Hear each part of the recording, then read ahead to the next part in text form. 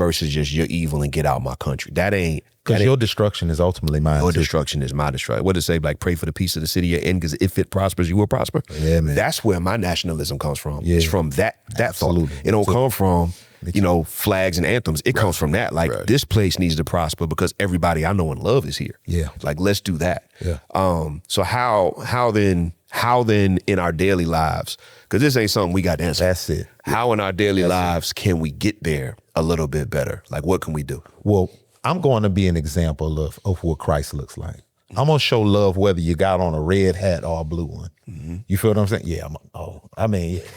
Much love to you, brother. Appreciate it. But yeah. I know you said the red first. So at the end of the day, I'm going to be that example because, a lot of people sit and talk to me and they'll start a conversation as if they already know what side I'm on because of what I look like. Yeah. Don't they happen all the time? Yeah. But I ain't even, I use the term politically atheist, but, I don't really deal with neither side. I do what I do. But either way, I think as Christians, I know he got something to say. I saw the corner of his mouth. I'm like, so I got something going on up there. You next. But I think we just need to be the example. You were right, JB. As Christians, we're supposed to be an example and representation of the kingdom. And the kingdom operates different from this world. Yeah, man.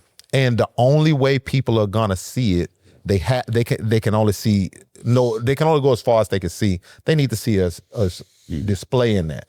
So they'll know us by our love. We have to show that. Now, that doesn't mean for those unchurched people that we just gonna deal with injustice and have people running roughshod over. Nah, we don't do that. We deal with evil where it's at. But we don't sit out here and have this downtrodden attitude. We don't sit out here and feel defeated when things aren't going our way. We show love and we figure out how to get to our goal. You feel what I'm saying? We deal with injustice just like anything else, and we keep it moving. But we're not here to see anybody's demise. I don't want to see it. So we just have to be an example. So I don't just talk y'all to death. That's it. But I think the good thing about it is, you're trying to find the good in certain situations. Yeah. I think the good thing in this is you really got a chance to see where people's hearts are. Ooh-wee. You really got an opportunity to see what it is that you really think about someone that may not look like you. That's what's so unfortunate for me. Yeah, but you now you have that opportunity to know what you're dealing with. Okay, and who you're dealing with. Yeah. And then now you can deal with them accordingly. Mm-hmm. True. And it's unfortunate, but you always got to find the good. And so for me, it's been now that I understand where your heart really is. Mm-hmm. Now I know how to deal with you. Yeah, and what to pray for. There we go. Yeah, I'm big on how do I love my enemy?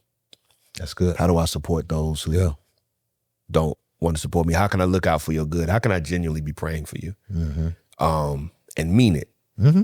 And like how can I be what you wouldn't be to me? You know what I mean? Yeah. And that's the piece I think we gotta and there's no benefit to doing that outside of some heavenly inspiration. There's no benefit, because in this life, it makes sense for me to make sure me and mine are good and everybody that rocks with me is good. And if you're not, you stay over there and I don't really care what happens to you. That's the natural mind. And it makes sense.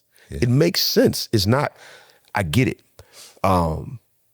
In the heavenly mindset, it's love your enemy and pray for those who persecute you. Yeah. The very thing that Christ did, does, and continues to do, giving his life for those who are going to put him on the cross in the first place. Yeah. And that just sounds like a fancy story. So it sounds detached from reality. Yeah.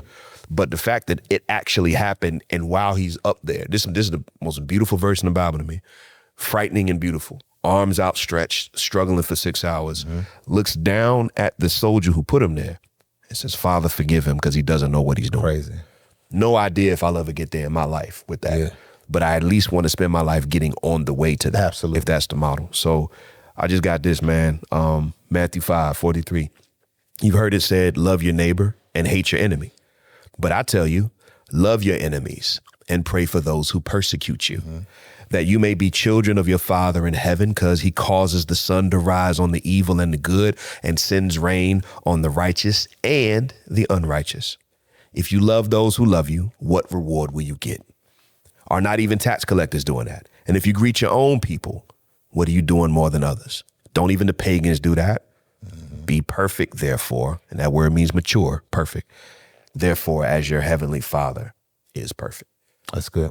I mean, there's no other. We're not going to change the political system. Right. We're not going to change the cultural climate. I'm not going to change somebody who wants to argue me based on something I stand for, what I look like. Am I on your team? You're not on my team. I'm not going to fix that or change that. You know what'll change all that? Is no matter where you at with this stuff, I love you, man. How can I be there for you? Absolutely. I don't need to know what you against so I can decide how not to love you. Good on that. I just need to be there for you. You got kids, And you got family. You got kids, you got family. You want to go home like I want to go home. Absolutely. You want to take care of them like I want to take care of mine. And I don't, because everybody's not going to do this. I don't expect you to do it for me.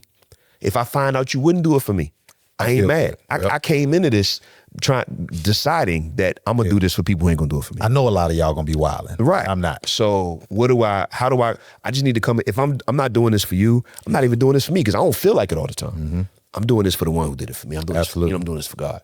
And so if I can live that way when it's hard, and I ain't saying I got to be perfect. I'm gonna screw up some days. I'm gonna snap on somebody. Like I get it. We all gonna mess it up.